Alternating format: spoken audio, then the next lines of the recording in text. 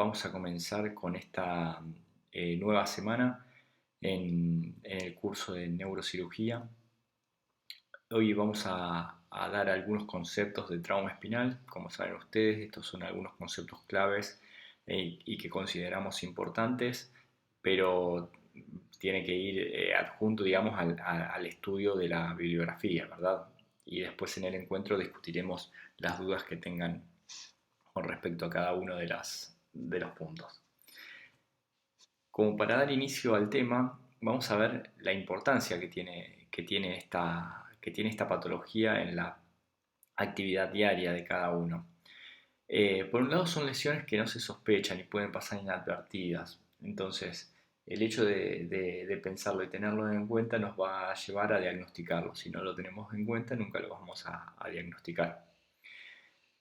Tengamos en cuenta también que el 55% de las lesiones ocurren en la columna cervical, debido a la gran movilidad que tiene y al peso de la cabeza que soporta al que está unido, le implica una cinética importante y fíjense, la mayoría, o sea, el 55% se asocian a columna cervical y un 15% en cada una de las regiones restantes, ¿sí? Aproximadamente un 15%, o sea, es importante en columna cervical. Y el 10% de los pacientes con lesión tienen otra lesión contigua. Entonces, por encontrar una lesión en la columna, no nos quedemos contentos, terminemos de estudiar el resto de la columna.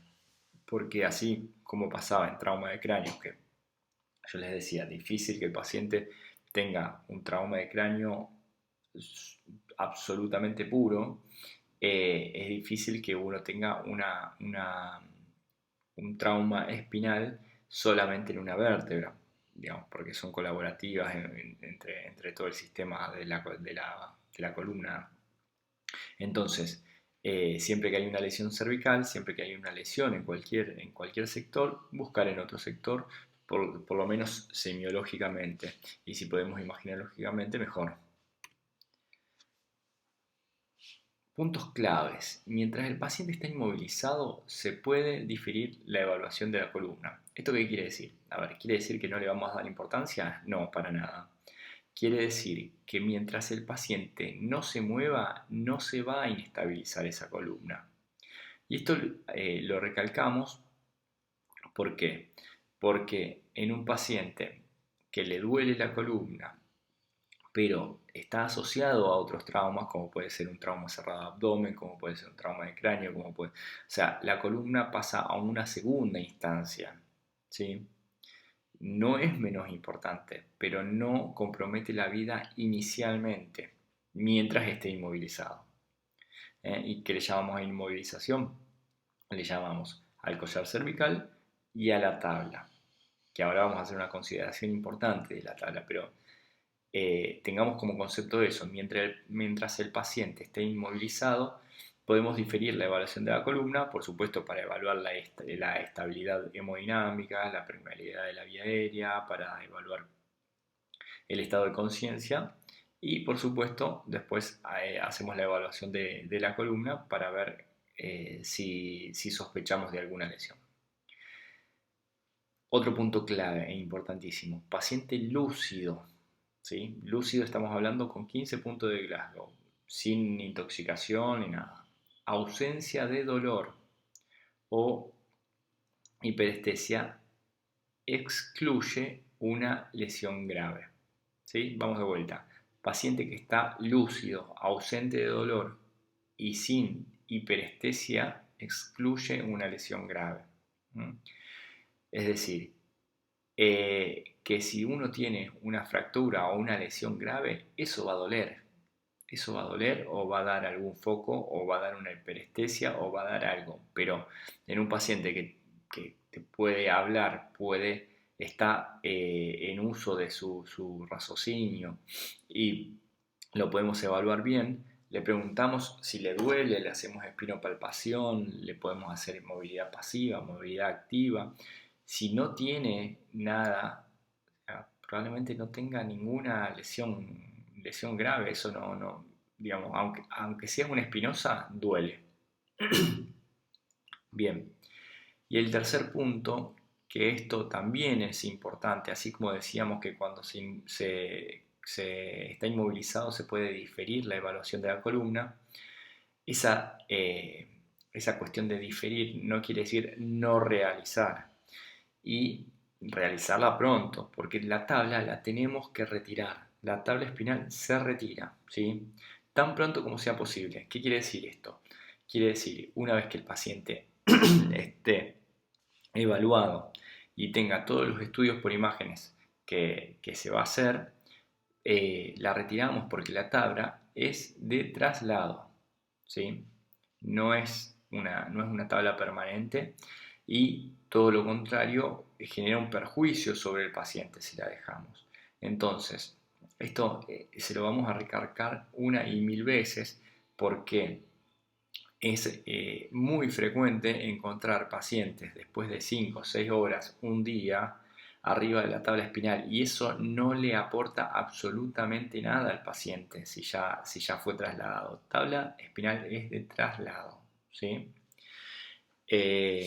Por supuesto que, o sea, aún teniendo una fractura espinal, o sea, ustedes fíjense que no porque tengamos una fractura cervical, nosotros vamos a dejar la tabla, no se puede ir a la casa con la tabla porque no le aporta nada. Incluso le genera lesiones, porque se generan lesiones por apoyo en pacientes cuadriplégicos, por ejemplo, los hemos encontrado con escaras importantes al día siguiente por el apoyo sobre una tabla rígida. Entonces, tabla es igual traslado, nada más. Bien, en cuanto a la anatomía de la columna, ustedes esto ya lo manejan. Vamos a decir dos palabras nada más.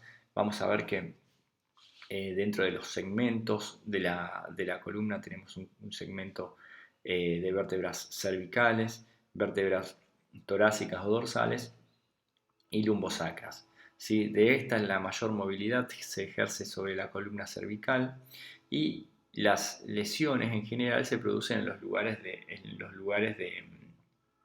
de apoyo y en los lugares de movilidad. ¿Y cuáles son? Aparte de la cervical, tenemos las charnelas, T12L1, otro punto de muy frecuente lesión vertebral, y a nivel de L5. ¿Sí? En los sectores que tenemos constituido la vértebra, vamos a tener que las fracturas pueden ser en el cuerpo, ¿sí? Un porcentaje se produce en el cuerpo, pueden ser en los pedículos o en el sector posterior. En el sector posterior tenemos los procesos articulares, las espinosas y la transversa, ¿sí? Todo lo que es de sector posterior, si es únicamente sector posterior, esto no aporta a la estabilidad de la vértebra, un proceso espinoso, una transversa. Sí, por ahí puede ser una articular, pero bueno, el articular sobre todo va a producir mucho, mucho dolor, pero incluso si es unilateral no va a cambiar en nada la estabilidad. Entonces, más o menos como concepto, lo que es posterior en general. Pero sí, bueno, nos habla de una lesión y hay que hacer una evaluación de la estabilidad de la columna. En la evaluación clínica, ¿sí? Vamos a tener tres haces o tres circuitos a evaluar. Por un lado, el circuito córtico-espinal, el circuito espinotalámico y las columnas posteriores. Con estos tres circuitos, estas tres vías, vamos a hacer una evaluación somera, rápida y bastante eficaz de lo que puede ser una lesión medular, una lesión espinal en general. El as córtico-espinal es el que, por supuesto, es un as descendente, surge de la corteza y es la que lleva la orden de los movimientos, ¿sí? Entonces se evalúa a través de la ejecución de las respuestas motoras del paciente. El haz espinotalámico es un haz sensitivo, al igual que las columnas posteriores, y ahora lo vamos a ver en los síndromes, que vemos que las columnas posteriores llevan sobre todo la propiocepción del paciente y el haz espinotalámico el resto de las vías sensitivas. ¿Sí? Al momento de hacer la evaluación, hay que tener en cuenta esto al igual que decíamos con algunas escalas, no es como para que se lo aprendan de memoria porque es difícil, uno cuando no usa esto se lo va olvidando, pero sí como para tenerlo presente si uno se quiere hacer un machete de guardia o un librito de guardia o saber dónde encontrar o googlearlo. Los dermatomas nos van a ayudar a hacer una localización de las lesiones medulares. ¿Sí?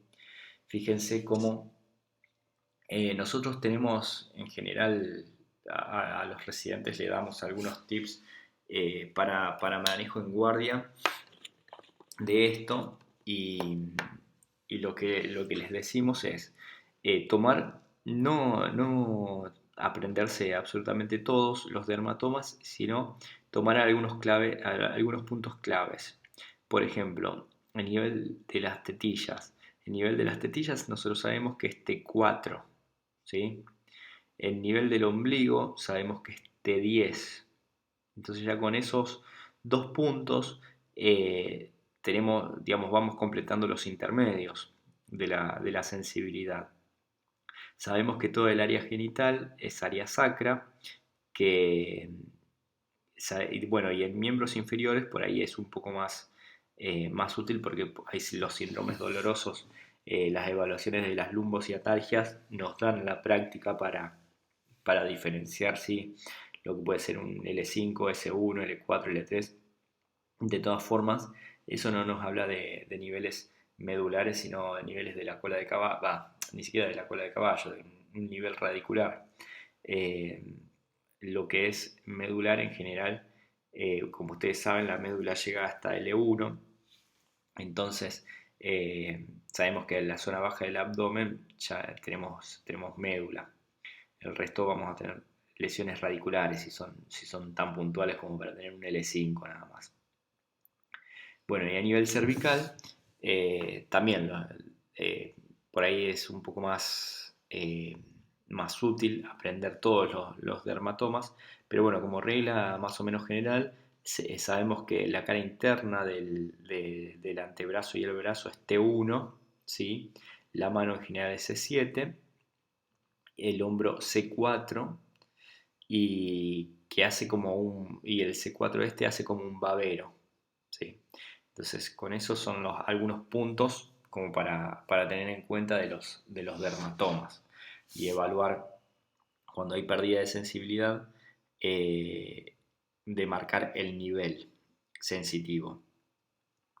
Para lo que es motor, utilizamos la escala de fuerza muscular. Esta escala de fuerza muscular está dividida en 5 puntos y esto es importante que al momento de presentar un paciente lo sepan evaluar y lo puedan describir. Es muy simple, pero bueno, no por simple deja de ser importante. Que esta escala va desde la parálisis total hasta una fuerza normal, pasando por un grado 2 que con una contracción visible o palpable pero sin movilidad, ¿sí? El grado 3 moviliza en el plano de la cama pero no vence la gravedad. El grado 4 vence la gravedad, pero cuando uno le pone un poquito de fuerza ya eso no lo puede vencer. Y el grado 5 con una fuerza normal. Entonces esos son los puntos que tenemos que saber para poder describir la fuerza de un paciente que tenga un trauma espinal o sospechemos un trauma espinal o trauma medular. Las alteraciones de las fibras simpáticas a nivel cervical o torácico determinan la pérdida del tono vasomotor y esto que da el shock neurogénico, ¿sí? Esto da el shock neurogénico. Vamos a diferenciarlo de lo que es el shock medular. El shock medular es la pérdida del tono muscular y los reflejos luego de una lesión medular y puede ser de carácter reversible.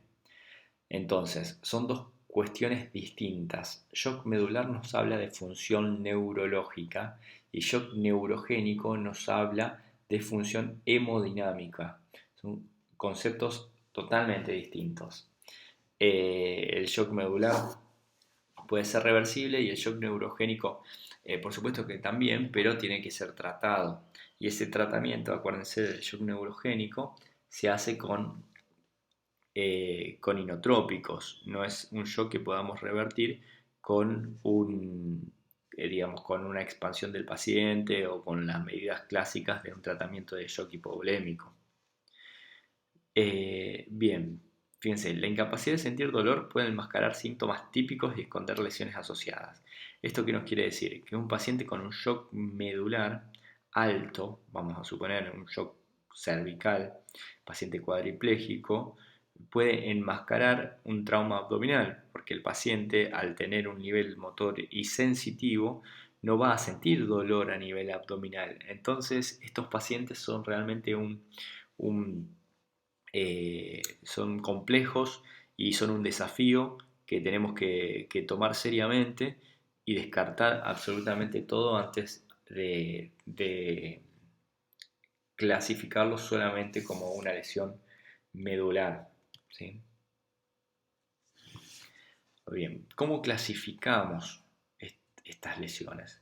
Podemos clasificarlas con el nivel, como habíamos visto ahí con los dermatomas ahora vamos a ver con el nivel neurológico.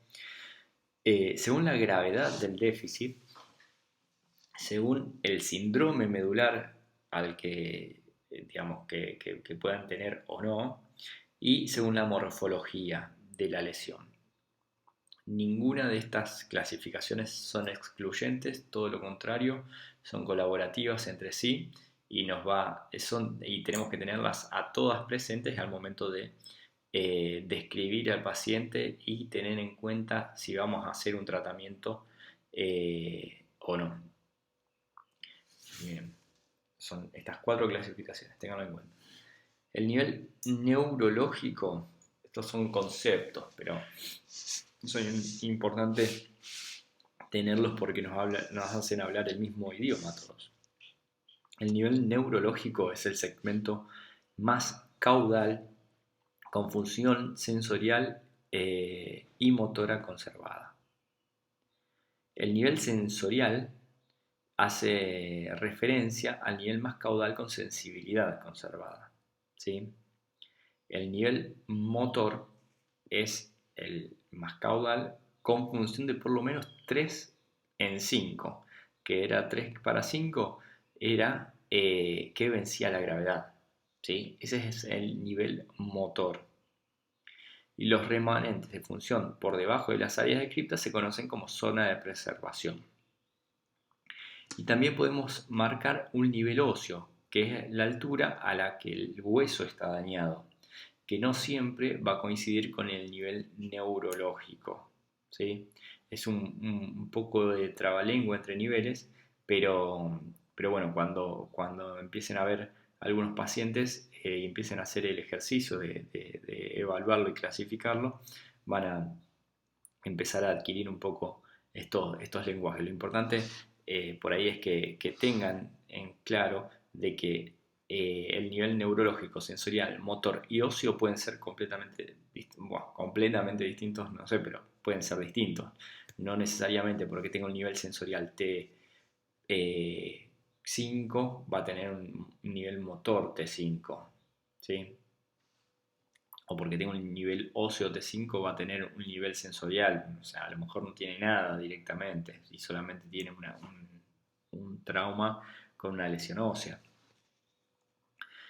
La gravedad del déficit la vamos a clasificar como paraplegia incompleta, paraplegia completa, cuadriplegia incompleta o cuadriplegia completa. Eso en función de los valores motores que habíamos hablado previamente. Otra de las clasificaciones y los que vamos como lo vamos a calificar al paciente es según el síndrome medular que pueda estar presente. El primer síndrome que vamos a ver es el síndrome medular central, y este síndrome eh, realmente es uno de los que más se nos escapan porque queda un poco por fuera de la lógica racional habitual de lo que uno tiene como la sistematización del sistema nervioso. Porque, ¿qué pasa? En este síndrome hay una pérdida del poder motor de las extremidades superiores más que las inferiores. Entonces, imagínense ustedes que el paciente es un paciente que no mueve los brazos pero viene caminando.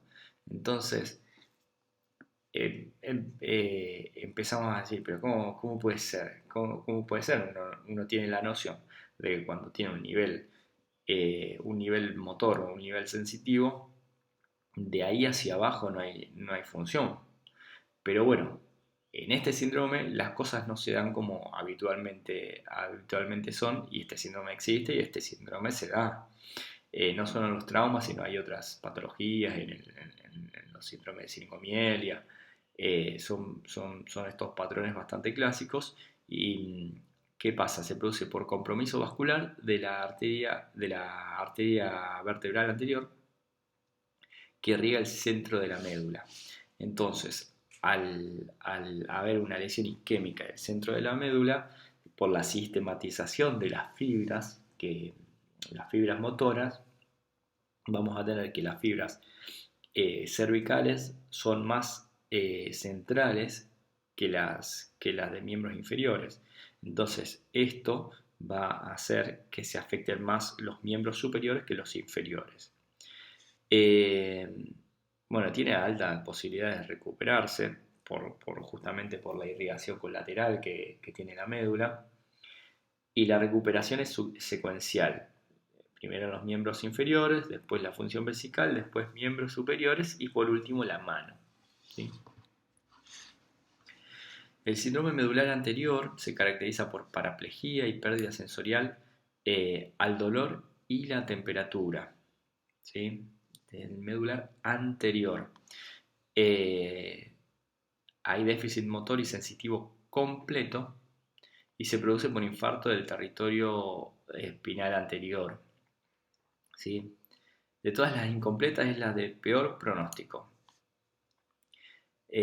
Fíjense que, bueno, en verdad habría que hacer un repaso de la sistematización medular, pero por el tercio anterior de la médula vamos a encontrar los haces córtico-espinales, ¿sí? Y los espinotalámicos anteriores. Entonces, esto al ser una lesión sobre estos haces o sobre la región en la que se encuentran estos haces, nos va a dar esta sintomatología del síndrome medular anterior. El síndrome medular posterior, sabemos que por el tercio posterior de la médula van a discurrir los haces de Gol y de Burdach, o lo que le decimos cordones posteriores, y nos va a dar sintomatología clásica de estos haces. Estos haces llevan la propiocepción y, y dolor, ¿sí? Entonces los síndromes posteriores, si bien son menos frecuentes, muchas veces pueden conservar la propiocepción o no,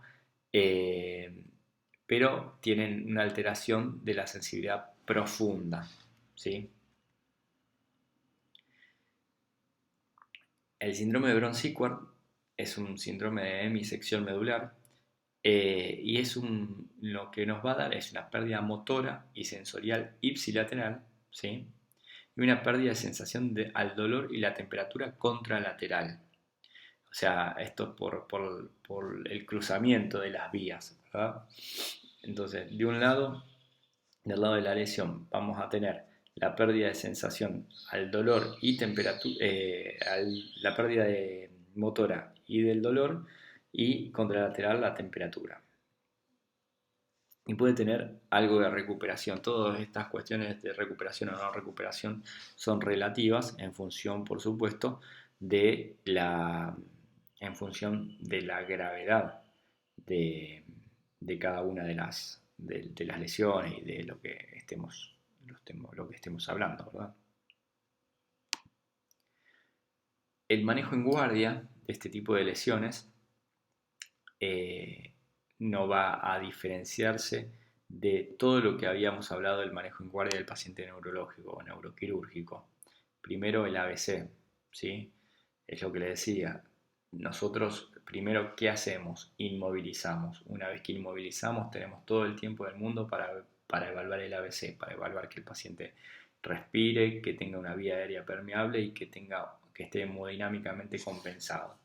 O sea, eso no va a diferir en absolutamente nada del resto de la evaluación de un politrauma.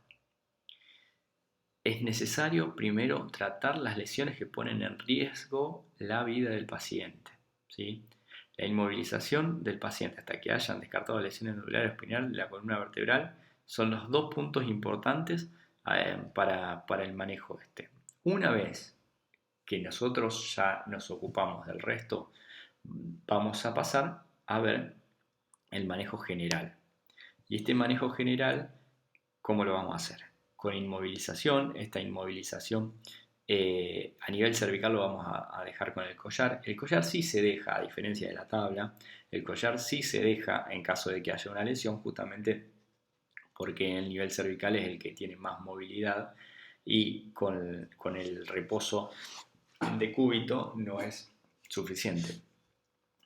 Sí tenemos que asegurarnos una vía periférica o central, lo que sea, pero tenemos que tener accesos venosos. Hay que tener una sonda vesical, sí o sí. No siempre una sonda nasogástrica, pero la sonda vesical sí o sí, porque sobre todo en pacientes con lesión medulares no van a tener control de esfínteres. Y aún si tienen control de esfínteres, pero tienen una lesión espinal, ese paciente no se va a poder mover de la cama y tenemos que hacer contabilidad de ingresos y egresos, así que sonda vesical siempre. Hay que procurarle una analgesia al paciente, ¿sí? Son lesiones dolorosas y hay que esforzarse por que esté lo más cómodo, si se quiere o si se puede, eh, porque son pacientes que en general van a tener que requerir muchos tratamientos y todo genera dolor y el disconfort, por supuesto que no es algo que querramos para ningún paciente. Hasta el momento no hay evidencia que apoye el uso rutinario de esteroides. Esto es importantísimo. El uso rutinario de esteroides no está indicado. Eh, a ver,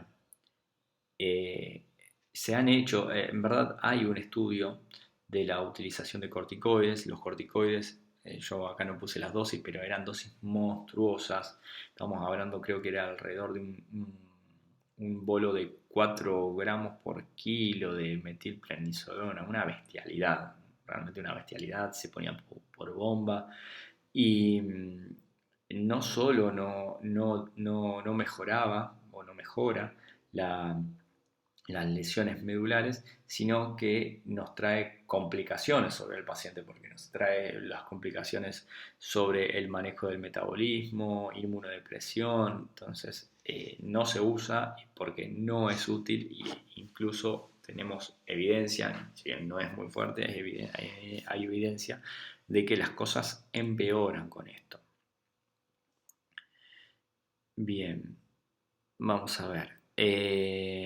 Evaluación radiológica del paciente. La evaluación radiológica del paciente, o sea, lo más simple que vamos a tener a mano en cualquier lugar es una radiografía. Es lo primero que tenemos que pedir en caso de que no sospechemos una lesión. Ahora, si nosotros sospechamos una lesión, pidamos una tomografía directamente, no lo vamos a perder tiempo al paciente. No tiene ningún sentido. y le vamos a pedir sobre todo lo que nos va a servir, porque a nivel lumbar y dorsal va a ser difícil que nos sirva una radiografía de perfil, sobre todo en las condiciones en las que se encuentran los pacientes politraumatizados, pero bueno, en caso de tenerla, por supuesto que hay que buscarla y que hay que mirarla, porque a veces podemos descubrir fracturas en dorsal y lumbar, pero lo que pasa es que si es algo medio sutil no lo vamos a ver. Pero bueno, a nivel cervical, por ahí es un poco más útil. Vamos a evaluarlo cuando haya dolor en la línea media, dolor a la palpación en las apófisis espinosas, déficit neurológico, alteración de la conciencia. En todos esos casos sí o sí pedimos una radiografía cervical eh, y debe verse hasta T1. A ver, eso es tan constitucional del paciente que es difícil de saber. Si vamos a lograr ver T1, muchas veces se ve hasta T7, C7 con ganas, o sea, difícil. Pero bueno, lo importante es que si no vemos C6, C7, y bueno, vamos a tener que pedir una tomografía porque tampoco nos podemos jugar a que no haya una lesión en C7. ¿Sí? Esta es una clásica columna cervical de perfil con buena técnica y bien hecha, donde vemos las vértebras C1, C2, 3, 4, 5, 6, 7 y T1. Esto es lo que hablábamos de que se vieran todas las vértebras cervicales.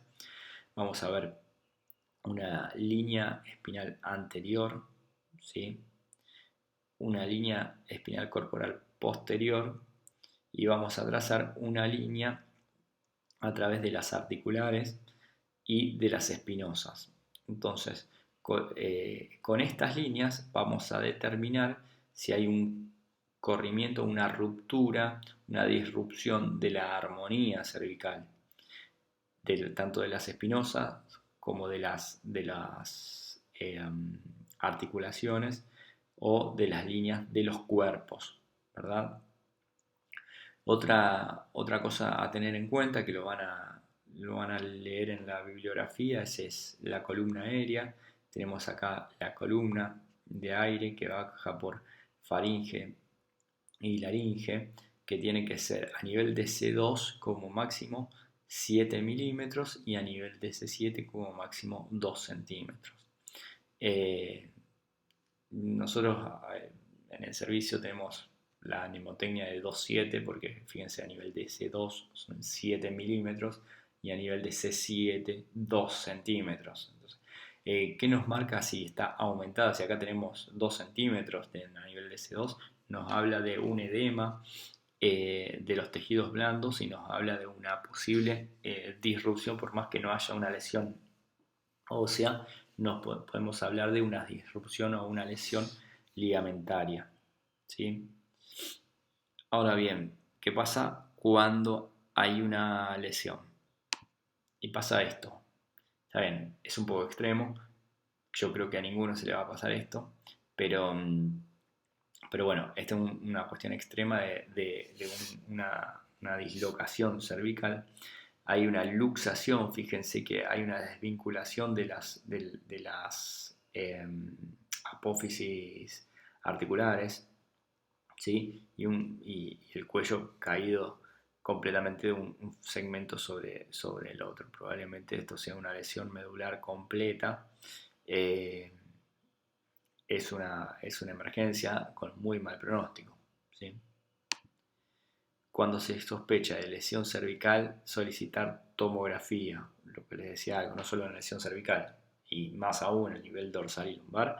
Si lo sospechamos, pedir tomografía. Si la tomografía es normal, pero el paciente continúa después de la analgesia, continúa inmovilizado, ¿no? Le ponemos analgesia, le ponemos una buena hidratación y le damos un tiempo. Si no mejora y tiene o si tiene un déficit neurológico, tomografía normal y déficit neurológico, igual resonancia, ¿sí? Hay que estudiar esos pacientes, no dejar pasar estos síntomas. El collar cervical correcto para poner son estos dos modelos, ¿sí? Puede ser un Philadelphia clásico o este que viene en una sola pieza bueno, puede tener lugar para el traqueóstomo o no, pero son collares rígidos, ¿sí? Y que se adaptan bien al cuello del paciente. Y esta es la postura correcta del collar cervical, donde vemos que tiene apoyada la pera, tiene un sector donde se apoya la pera y se abraza bien a la parte posterior.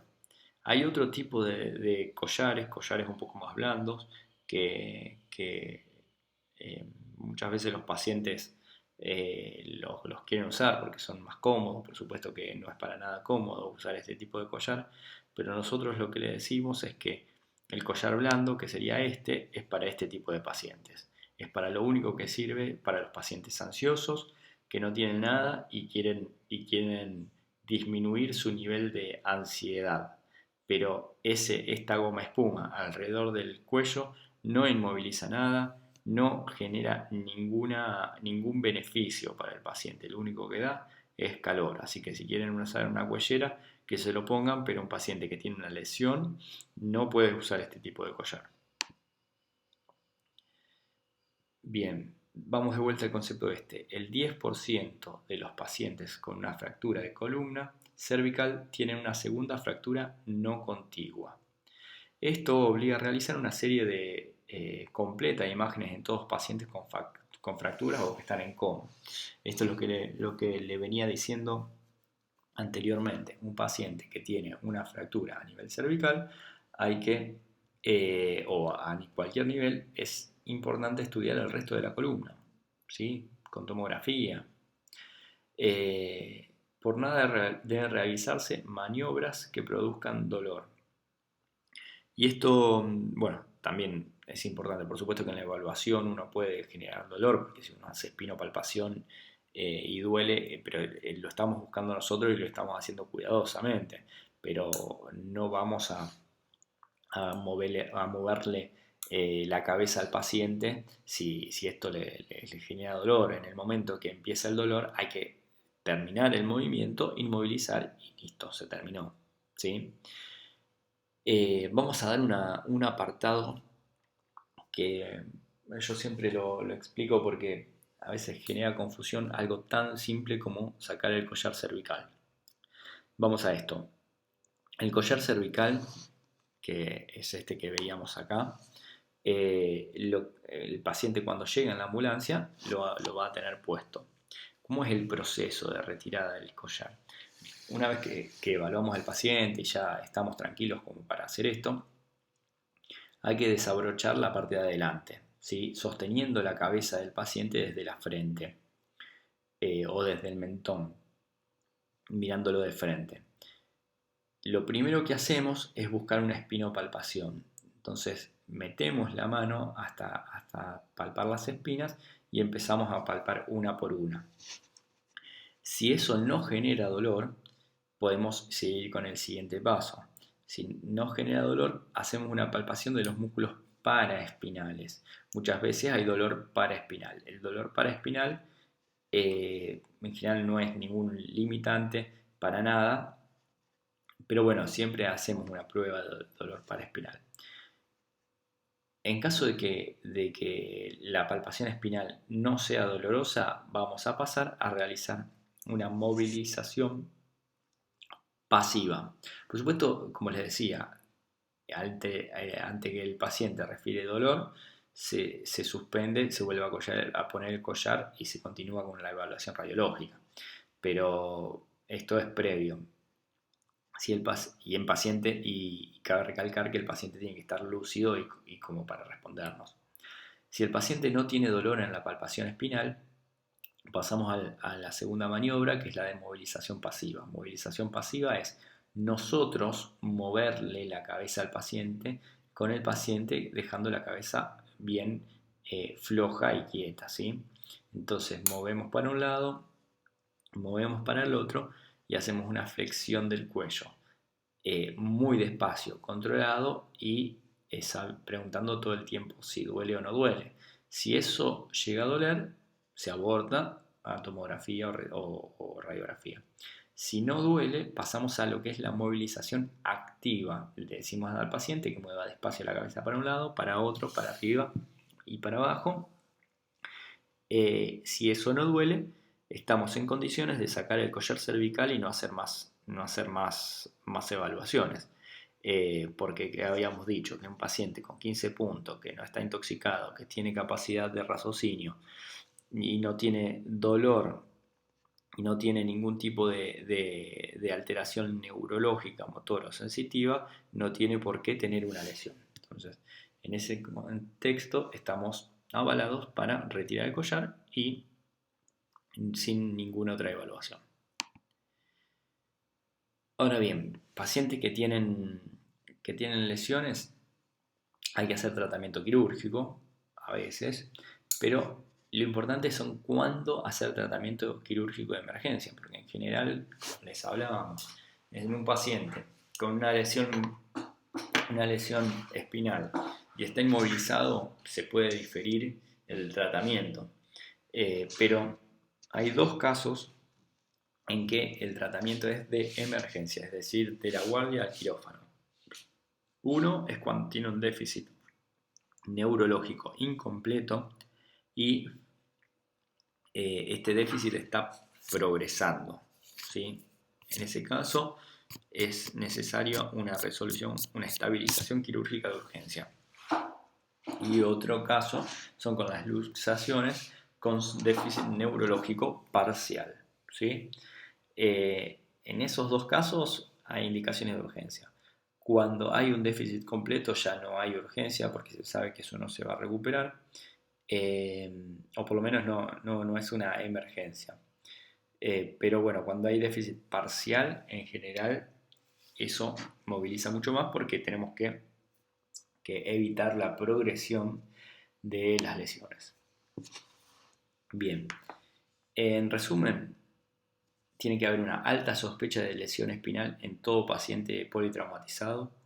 Ante una fractura, siempre descartar una segunda, ¿sí? El estudio de rayos X es de rutina, pero ante la sospecha real, pedir una tomografía. El ABC, eso lo recalcamos siempre. Y cuando realizar un tratamiento de urgencia, que es inmovilización y cirugía en casos de luxación y progresión de foco neurológico. Son los puntos claves como para tener en cuenta. Bueno, espero que les haya sido útil. Nos vemos la próxima. Espero que disfruten de la materia.